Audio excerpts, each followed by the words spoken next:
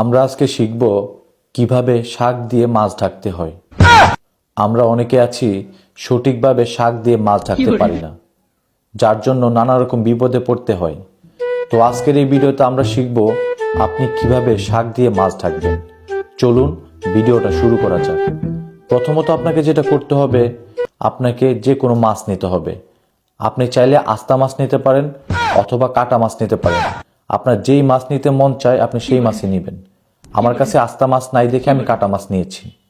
এরপরে আপনাকে যেটা করতে হবে, অবশ্যই আপনাকে শাক নিতে হবে। যেহেতু আমরা শাক দিয়ে মাছ ঢাকবো, শাক নেওয়াটা অতীব জরুরি। তো আপনার যে কোনো শাক নিতে চাইলে আপনি নিতে পারেন। আপনি চাইলে লাউ শাক নিতে পারেন, লাল শাক নিতে পারেন, কলমি শাক নিতে পারেন, কচু শাক নিতে পারেন, পালং শাক নিতে পারেন। যে শাক নিতে মন চায় আপনি সেই শাক দিয়ে আপনি মাছ ঢাকতে পারবেন। তো আমার কাছে লাউ শাক আছে, এই জন্য আমি লাউ শাক নিয়েছি।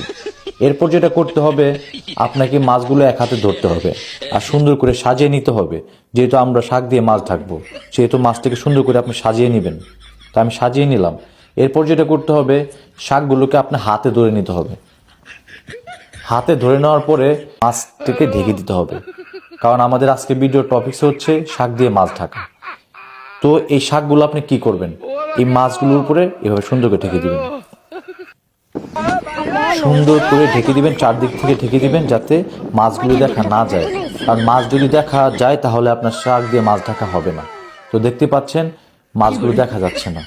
তো সুন্দরভাবে এইভাবে আপনি শাক দিয়ে মাছটাকে সুন্দর করে চারদিক থেকে ঢেকে দিবেন। এই ছিল আজকের ভিডিও। ধন্যবাদ সবাইকে।